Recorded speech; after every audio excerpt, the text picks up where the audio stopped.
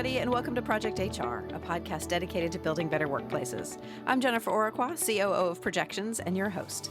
And today I'm going to ask you a few questions. In your professional life, have you ever felt like you might be found out? Like you didn't deserve the accomplishments you've achieved, or simply felt like you didn't belong? These are all signs that you've experienced imposter syndrome. And if you have, take heart, you're not alone. An estimated 70% of the population has experienced these feelings at some point or another, and to varying degrees. Imposter syndrome can hold you back, but happily it's something that can be overcome, allowing you to reach your full potential. Joining us today is Jen Coken, an international executive coach, Fortune 500 speaker, and best-selling author who also happens to be an imposter syndrome expert. Jen, we are so happy to have you on Project HR. I am so happy to be here. Thank you for having me. Sure. So I am fascinated by how this topic has really taken off in recent years. Can you tell us a little bit more about what imposter syndrome is? Absolutely. So back in the 70s, two researchers coined the phrase imposter syndrome, which is a little bit of a misnomer because it's not a psychiatric diagnosis Mm-hmm. like anxiety disorder would be or something like that. Mm-hmm. But they found that it applied to people who had feelings of self-doubt.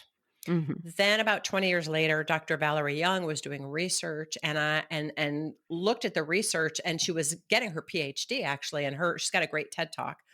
But she was talking about the fact that there's really different characteristics Mm-hmm. for imposter syndrome because most people, they might not think, well, I don't really doubt or question myself. What's she talking about?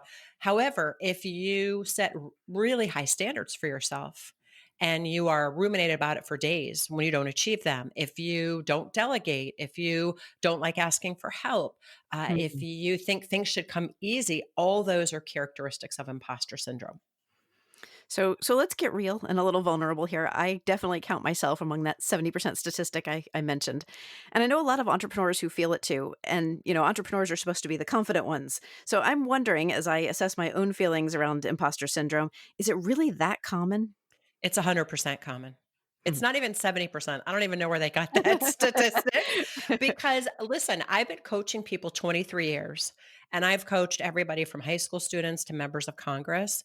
Hmm. There's not one person I know who doesn't have some aspect of imposter syndrome. And we think we can overcome it as if it's going to go away. It's not going to go away Hmm. because what I have found is with the people that I coach and with high achievers and people, entrepreneurs who are going for things and like to build things out of a rock, a post-it Hmm. note, Hmm. and a bottle of essential oil. And they Right. say, well, I'm going to go build a multi-billion dollar company. And they do. Hmm.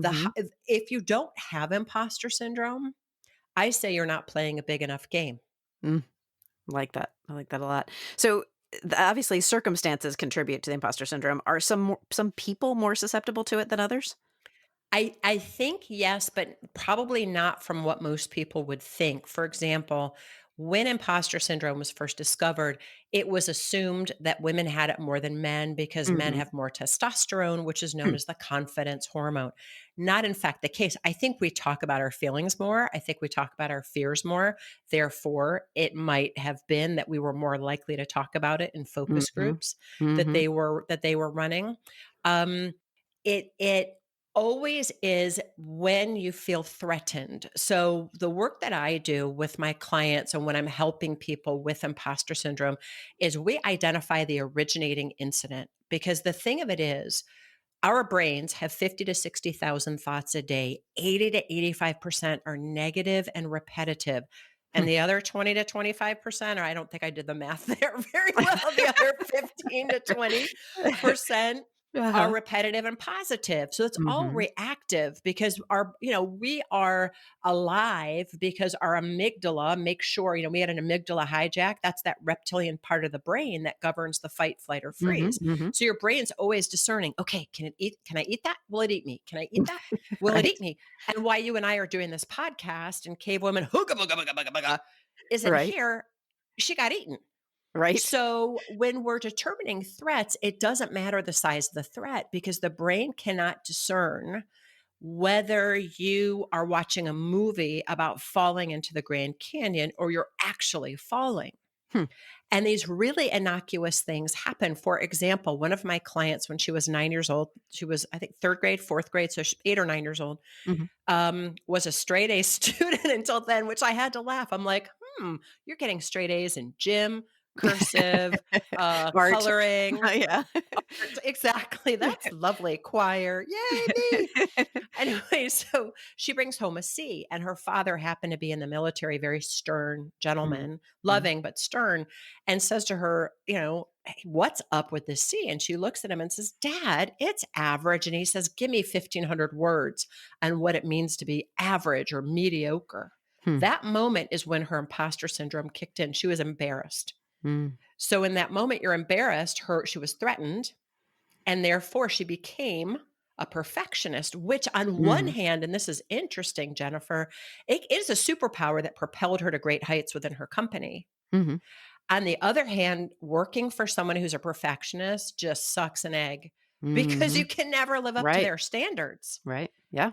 And then what we did was we identified and unlocked that brain pattern. She could observe what triggered it. And then we could begin to create a new neural pathway for her and create this opportunities for her to practice new tools of, say, she created curiosity, like just coming from curiosity. So when she Mhm. was triggered, when she thought she'd be embarrassed, she would start a phrase with, "Well, I'm curious. Did you mean to make me feel like a jerk, or were you just saying good day to me?" You know what I Mhm, mean? Like, mhm. she would never say that, but you get the drift. So it's something that I think we will always come up against, but circumstances certainly, when we're at risk, when we're playing a big game, when we're put on the spot, but each person's different. So it's Mhm. important that each person begins to identify the triggers. So I'm sure you've experienced a lot of different scenarios here, and obviously the one you described is pretty powerful. But are there other experiences that you can relate as to what causes these feelings? Are there different triggers for different people?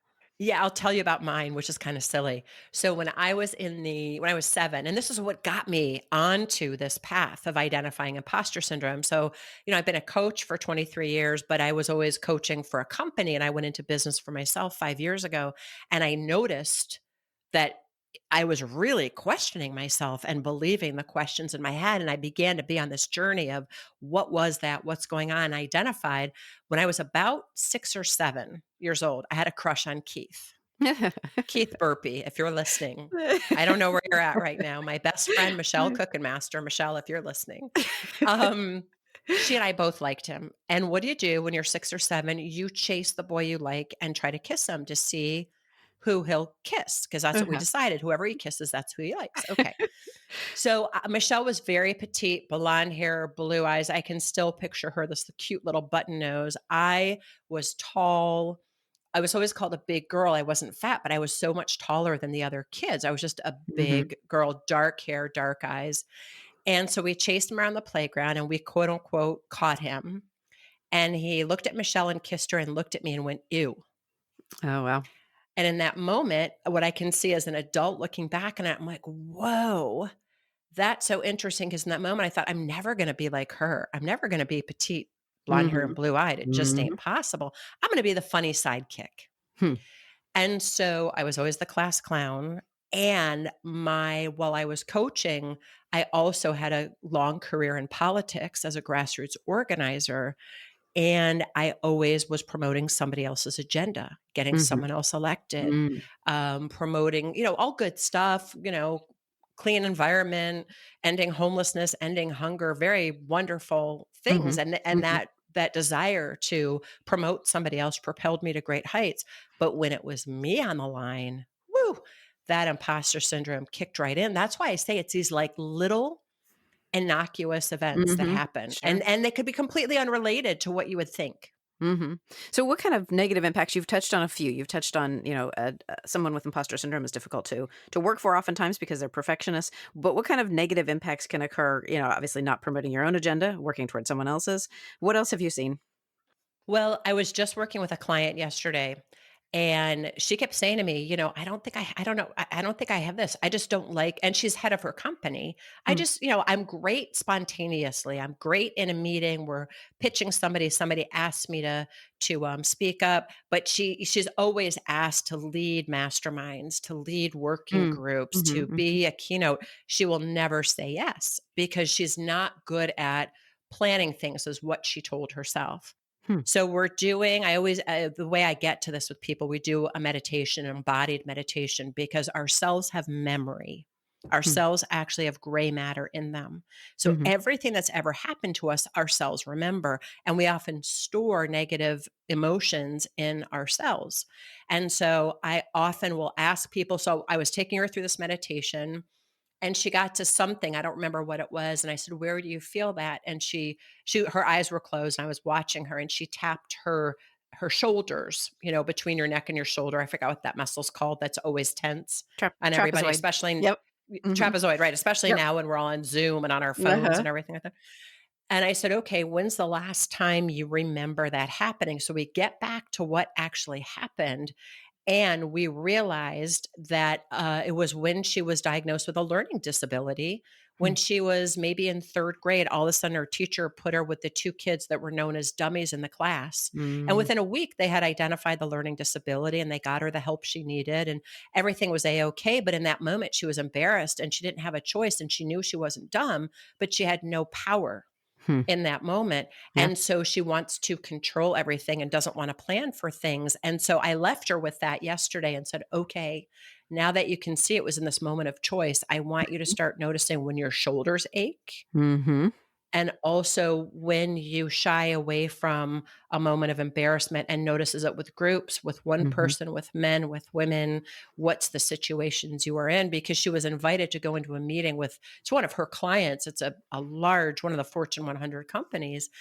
And she said, "I have no business being there. Our Hmm. shop is really small. Why are we Hmm. with all these other people?" And that's where we had started Yeah. the conversation. So you never know where these things happen. But when we are entrepreneurs and we are out there making a difference, people want us to share Mhm. our expertise, Mhm. not just how we got there, but also some of our secret sauce, Right. which is difficult to put into words sometimes. And she would struggle with that, but it wasn't because she didn't want to. It's because she was afraid she was going to be embarrassed and found out she didn't really know what she was doing. Hmm. It's fascinating the different ways that this manifests itself in Right? different people. Yeah. We're going to take a sponsorship break right now, but when we return, we're going to explore how we can overcome these feelings in greater detail. So stay with us. We'll get back to these tips in just a moment. But right now, let's talk about you. Because when your company is going through any kind of crisis, you need to know that your leaders are in alignment. So check out abetterleader.com to deliver fresh and powerful new leadership topics every month. Just minutes to get started and to start supporting your company's engagement goals. Again, you'll find that at abetterleader.com.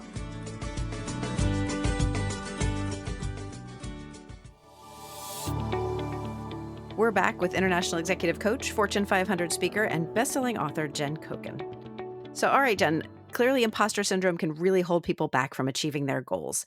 How can we overcome these feelings? Well, I think there's a couple of ways. I have written a bunch of blogs that are on my website. People can read them and begin to get a sense of being able to identify with the different characteristics. Most coaches and others that you see that write about it will give you tips and tricks. I don't believe in that. So, first, I'm going to talk about what you shouldn't do Okay. Okay. Fair to enough. try to overcome this, if that's okay. Yeah, fair enough. You know, have you ever heard of a snowboarder by the name of Lindsay Jacobellis? You No. probably haven't. You So, can say no. no, probably not. I would be shocked if you did. Yep. Okay. Nope. So she is an Olympic athlete that in 2012 was competing in her first Turin Olympics as a snowboarder. And if you go on a YouTube, you can see her little 3-minute video toward the end of her race. She's in the lead. She's going for the gold. The Olympic announcer, which I can never mock with, not mock, but I could never repeat what Right. they say, right? Sure. And he's talking about how she's in the lead. She's about to go over a jump, looks behind her, sees how far back the other two people are, and she does a little bit of a trick. Mm-hmm. And when she lands, she loses her balance.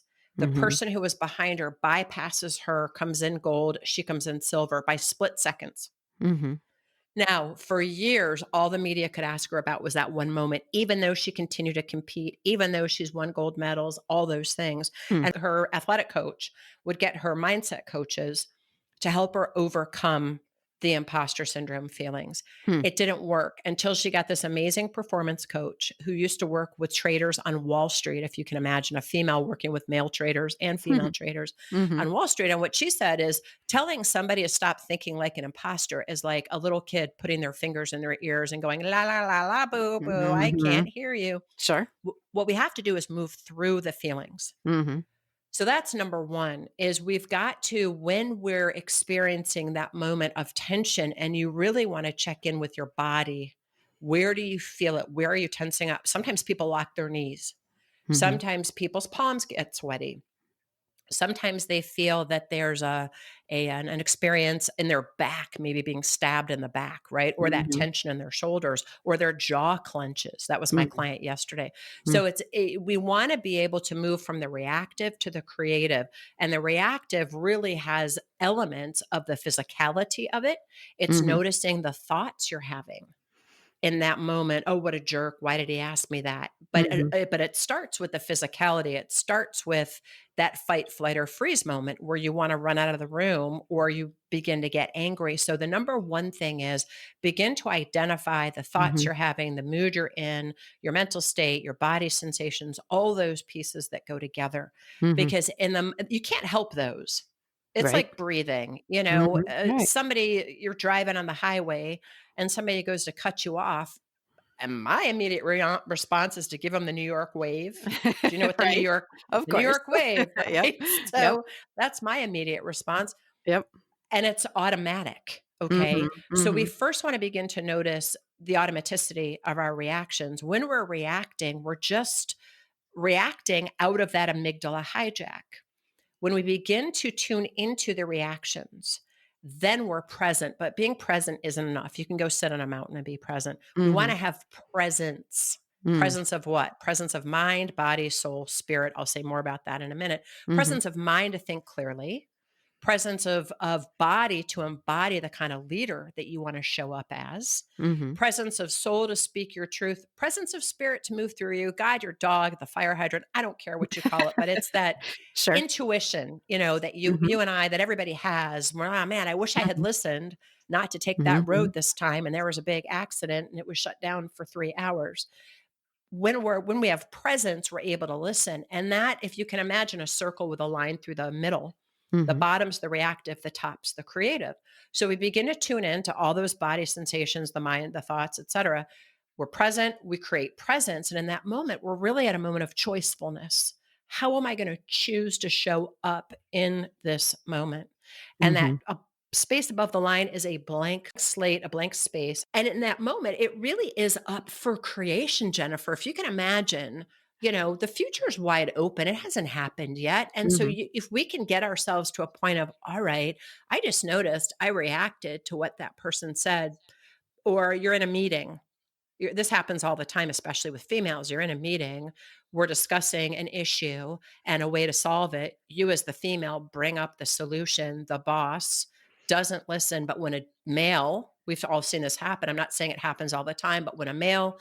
speaks up, all of a sudden the boss recognizes that when you just said it 3 minutes ago. And in that moment, you get angry, you get upset. Sure. You want to storm out of the room, but you don't, because that would be Mhm. childish. So you sit there, but now you're fuming. So in that moment, noticing, okay, I'm fuming right now. Okay, I notice my throat closed. Okay, I notice my heart's racing. I Mhm. notice I clenched my legs, in that moment.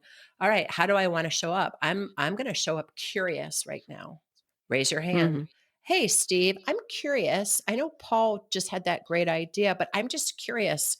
That's exactly what I said about 5 minutes ago. And I wonder how the two things are different, because Mhm. I'm wondering, or whether he and I could work together since we both came up with that idea.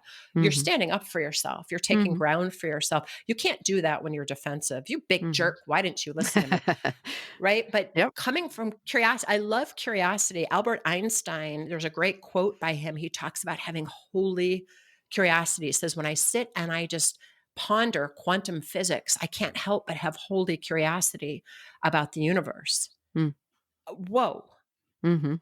What if we brought that to every relationship we had, every work relationship we had, every work situation, every personal situation? Mhm. Whoa. So it seems like introspection is an important part of this process. Have you ever encountered people who resist this aspect of addressing it? Like just can't look inside? Absolutely, all the time. You would want, and it's not just introspection, by the way. That's something you can do by yourself. It really takes you getting back to that originating incident. And you'd want to work with a coach. I'm not saying me, some coach that can get you back there to Hmm. identify the brain pattern and disrupt it. I do think people resist, but people resist things for all kinds of reasons. Fear that they're going to find out something's really wrong with me, Hmm. fear that I'm going to find out what I think about myself is actually true. Because you and I both know what we say to ourselves is horrible, Yep. right? Right. We would never say out loud what we say to ourselves. If we heard a friend saying out loud, and I've done this with my friends. I had a friend that we were studying together, and we'd have to room together for these courses we were taking. And she'd put on her makeup in the morning and go, "Well, I guess that's the best I can do." I Yeah. said, Do you hear yourself? You look Yeah. beautiful." Right. So sometimes we have fear that our innermost thoughts are going to be true, that people will find out we're a fake and phony. And some people just, I don't know, maybe they just are not that self aware. And unfortunately, I Mhm. have found this that people are sent to me to get coaching because they're not getting the promotion. And they're Mhm. not going to get the promotion until they deal with their communication style, the way they're showing up at work, Sure. Yeah. the way they're relating to people. So sometimes it takes an HR Right. recommendation, Sure. for Sure. people to be Yeah. like, maybe I should be Yeah. a little Yeah. self-aware. Yeah. Yeah. So sometimes these feelings are they're really actually authentic feelings. Like sometimes Yes. you are an outsider or maybe you are in over your head at work. So how do you separate these authentic, introspective kind of thoughts that are legitimate from the feelings that come from imposter syndrome? I think it's that presence. I think it's allowing yourself to be present. And this is a practice. It is not something one and done. It really is a practice for a lifetime to interrupt those brain patterns and notice, all right now I feel like an outsider. I worked in Mhm. very male Mhm. dominated industries for a long time, and I had a board of directors. I was the CEO, and there was one female on the board of directors. I definitely felt like an outsider. There was just me and her. And when she wouldn't come to meetings, guess what? It was me and the guys. Mhm. Lovely humans, lovely guys. Really, we all worked very, very well together, but you couldn't help but feel like an outsider. The question is, what do you do with that information? You've got to figure out a way to separate fact from fiction. Mhm. So there you are. You're a CEO of a Fortune 500 company. If you're female, you're one of 33. Funny statistic, if you're named John, you're one of 23 Mhm. CEOs of Yep. Fortune Right. 500 Right. companies, and you feel alone. Well, you are. Like, yeah, you are. Yeah. You're what, Right. 7%, right? Yeah, Yeah. you are. Right. Yeah. What are you gonna do with that? Are you Right. gonna be Right. responsible for you are the only woman in the room and let that affect you, or be responsible? I mean, oh, I have choice. Mm. I have Mhm. choice right now. I can choose to go above the line into the creative, or I continue to react to what people are saying and say to myself, this isn't Mm. fair that I'm Mhm. the only female in the room. Forget about women of color. Of that 33, I doubt it's more than 3. You might know more than I would about how many are women of color or black and Mm. brown women. So I think it is separating fact from fiction. And when you're able to separate the facts from the fictionalized stories that you've been telling yourself, then Mhm. again, you're left present and you can Mhm. create presence and Mhm. have presence of mind, body, soul, spirit, and look above and and think to yourself, how do I want to show up right now? Mhm. And I'm thinking as you're talking, I'm also thinking about, kids and they're growing up into this sort of thing. I have a couple of teenagers, and does social media impact imposter syndrome? And that's kind of where I'm thinking right now. Like I have a 16-year-old daughter, and she's obviously influenced by social media. Does this impact imposter syndrome? I think so. I haven't seen any statistics on it, and I'm a woman of statistics, but Mhm. I would say yes, because all people put out there is the good stuff. Mhm. There's Right. few people that are authentic Right. about what's really going on, and then everybody compares themselves to everybody else. We're either Mhm. comparing ourselves from me to you, from me to him, or I'm comparing myself to myself. how I used to be in the past, how I wish I was in the future, how I want to be today, and I'm always going to find myself lacking. Why? 50 to 60,000 thoughts a day, 80 to 85% are negative and Yep. repetitive. Yep. Yep. Makes sense. All right, Jen, we're going to take some time out for another quick break, and we'll be right back after this.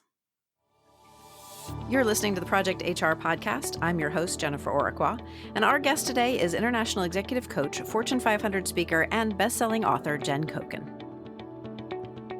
And we're back. So, Jen, I wanted to talk a little bit about how leaders can help employees overcome these feelings.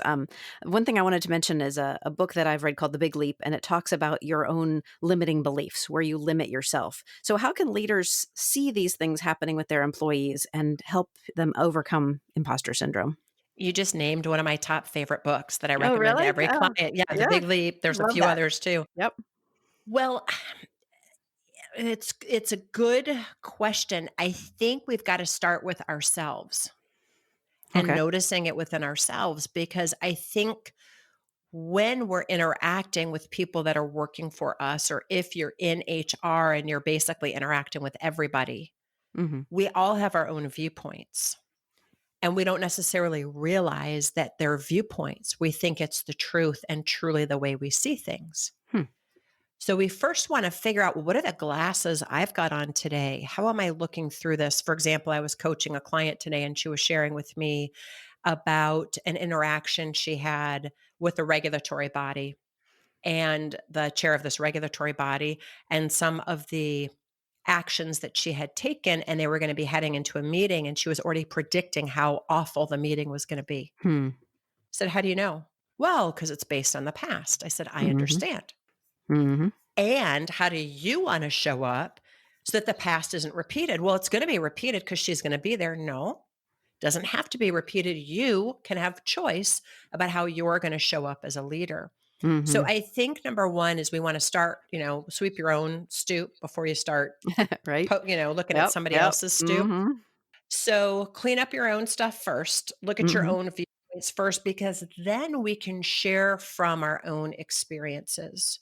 Nobody likes being put on the spot and told you're doing things this way or that way. Mm-hmm. However, if you share from, and this is much of my coaching, much of what I coach, and how come I'm able to identify this is because I've been through all this myself. Mm-hmm. And I'm always willing to tell one on myself. And I'm always willing to say when I've been a Mm-hmm. jerk, what didn't work for me, Yep. because people can identify in that. Mhm. So, Sure. being able to say to somebody, I noticed in that meeting, you don't really raise your hand Mm. much. Mhm. I used to be that way too. And I think I realized it was because I felt intimidated, like maybe I didn't know enough to raise my hand. Is that what's going on with you? I love that. Yeah. You Smart. know, yeah, I actually had someone who worked for me years ago, and she was brilliant. And we'd be in these meetings and she wouldn't talk. And I would put her on the spot and Mm. ask her to talk, and her chest would start getting red. She had like a Mhm. collared shirt on, up her Mhm. neck to her face, she'd get flushed. And I finally Mm. pulled her aside and did exactly what I said. And she goes, "Well, I'm just so embarrassed that I get red all the time." And I said, "I didn't really I didn't notice it the first time until she pointed it out." Mhm. And I told her that. And she said, "Really?" And I said, "Yeah." I said, "Look, you are really smart. And I rely on you for your input.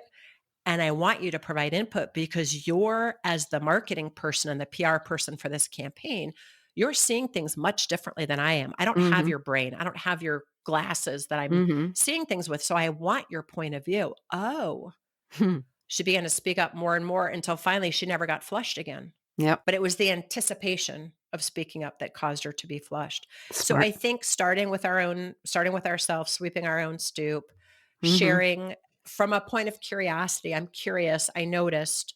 Is it Mhm. because of this? You want to talk about it? Mhm. I think, and the other piece I think is don't make assumptions. Another one of my favorite books is The Four Agreements. Mhm. And one of the key rules is the key agreement is don't make assumptions. Right. If somebody is terse at work, if they're an overachiever, if they're trying too hard, if they come across as arrogant, Mhm. it's probably all imposter syndrome. All it takes is for you to be able to connect with them, establish a level of trust, and Mhm. begin to open up some of that vulnerability from yourself Mhm. so that you can start to investigate and be curious, like a little, Sherlock Holmes of what's actually Mhm. going on Mhm. over there. Okay. Very good. Yeah, and I love the concept of just being relatable to help people overcome their own feelings. Yep. So let's dig in. You mentioned the coaching that you offer, and your executive coaching includes an overcoming imposter syndrome coaching package. Is that for companies or is that for individuals? It's for individuals. If a company says to me, well, geez, I want you to work with these set of individuals, I can absolutely do that. But it is right now just designed. I have a quiz that people can take. Hmm. Hmm. Um, and it's, that people can take, and then they'll begin to understand where their imposter syndrome, like what the different characteristics are. And so, yeah, the coaching package can be either. I just designed it because people were so interested and intrigued after taking the quiz. They Hmm. wanted the opportunity to do a couple of sessions with me. And Hmm. within 3 sessions, Jennifer, bam, I can get you off to the races. It's Oh, just then up to you to practice yeah. what we've designed. Love that. So on your website, which is jencoken.com for our listeners, you also offer that quiz that you mentioned. It's full of thought-provoking questions. Is that part of the introspection that we talked about earlier, forcing people to kind of confront their own feelings? What does that quiz actually do for you? Yeah, so I would say it's really 3 parts. The quiz is first, which is sort of your foot in the door to begin thinking about it, because my client yesterday that I was working with had never even heard of imposter syndrome. Hmm. She saw me do a webinar and was curious and interested. So I said, okay, take the quiz. And then there's a webinar that you can do that I pre-recorded that takes people through about a 10-minute embodied meditation with a worksheet. So people can begin to figure, because it's not going to be the different characteristics, the different types. You're not going to be the perfectionist in every single thing, but you might Mhm. have some perfectionistic tendencies. You might Hmm. have some tendencies to go it alone. You might have some tendencies to want to feel like the expert. And those types were taken from Dr. Valerie Young's work. I'm Hmm. just taking it a step further. So you do the quiz, watch the webinar and do the worksheet. And then bam, we go into those 3 sessions Mhm. where I'm going to work with you to get you back to that originating incident. So we can identify the brain pattern, disrupt it, identify the triggers and warning signs, talk about how you want to show up above the line as a leader, identify new practices, new neural pathways, and then we'll practice and experiment with those. I was gonna say it's fascinating to me that you can, break it down into those 3 sessions and really dig in and find the root of the cause of the problem. So I know you're also a keynote speaker. What's your favorite topic to address when you give those speeches? Guess. I mean, it's Gonna go funny. imposter syndrome. Imposter syndrome, but I'll tell you, it's really 3 topics that are quite interrelated. Imposter syndrome, yes. There's another keynote that I give called Are You Willing to Fail Spectacularly? Hmm. And it's all about, I mean, it's wrapped around imposter syndrome Mhm. because we don't take chances because we're so worried about failing. Mhm. And then the third piece is one that I was just designing today because I'm going to be doing a webinar for a networking group of 6 and 7 figure business owners of females in December, that I'm calling the art and mastery of presence, how to stop reacting and start creating the life you want to live. Nice. I like that. I'd love to be in that. So tell me how our listeners can find out a little bit more about you and the help that you offer and your speaking engagements and that sort of thing. Oh, awesome. Thank you for asking that. JenCoken.com. I make it really easy. So it's JenCoken.com. If they want to take the quiz, you can go to JenCokenQuiz.com. And if they want to email me, it's jen@jencoken.com. But Very on my easy. website, yeah, is an opportunity for people to book a session with me. You can, you'll see under coaching, there's executive coaching and then imposter syndrome. There's a link there for the quiz. There's a link to purchase the webinar. There's a link to purchase the 3-session coaching Oh, package from me. perfect. And I want to let our listeners know too that a link to Jen's website as well as a link to the imposter syndrome quiz will be included in this episode's companion guide. So be sure to sign up for that today at projectionsinc.com/podcast. Right now, though, Jen, it is time for our lightning round questions. And these are questions we ask every guest of the podcast. Are you ready? Let me take a sip of water. Wait. Okay. Okay. Okay, Ready? go. All right. Yeah. So first off, our topic showdown. In this episode, we've been talking about feeling like an imposter, which is a hop and a skip from an impersonator. So in your opinion, which of these celebrity impersonators is or was the best at being someone else? The classic Rich Little or Robin Williams? Okay, I'm going to go with Rich Little because Robin Williams created his own characters. He was able to imitate, but Rich Little's brand was based on impersonating other people. Although I love Robin Williams, so I feel like I just, yeah, right. Yep. No, but that's just, all right. So next question, what is the best book that you've read recently? I am in the middle of reading a book by the Dalai Lama and Desmond Tutu I think it's called The Book of Joy. And when you ask me the rest of the questions, I'm going to look it up on Audible so that I can make sure you have it. But I just started listening to it. I walk for an hour every day, yesterday or the day before, and I just couldn't stop smiling. It was so lovely to hear them. So, ask me the rest of the questions. I'll look it up so people know. Yeah, that sounds like something we all could use right now. A little joy, a little smile. All right. So next question is, what is your favorite thing about being an executive coach? Oh, so many. It's really seeing my clients having these aha moments where they realize how much power they have and they find serenity and they find their voice. I primarily coach women. I really want women to just be themselves, to have the audacity to be themselves, to lead without limits. And so it's those moments where they have those light bulb moments and all of a sudden they're producing unexpected results they didn't think were going to happen anyway. I love that. Well, and, just a note to our listeners, imposter syndrome doesn't just affect women, although, primarily that's the people who will talk about it, but men feel this too. So I'm sure they're out there listening to what we're telling them. So tell me, what's the best piece of advice you've ever been given? Well, it really is speak up. I had a boss early. It wasn't even, it was, this is like summer job boss who said to me, I want your opinion. So even though you may be, 19, 20 years old at the time, you are in this position, don't phone it in. Don't think of yourself as temporary. Think of yourself as an owner in this company. And I want to hear your opinion. So I've always approached things from being the author of my own journey and the author of whatever client that I'm coaching. I am already that I am coaching them because I am their company and I'm protecting their brand, and I'm going to say the hard things because I want to pierce through whatever barriers or fears they have. So always speak up, but I had to pierce through my own barrier and fears as a teenager to speak up in this room full of adults. Sounds like you were lucky to have a good leader as your first boss. Absolutely. Oh, by the way, it's called The Book of Joy.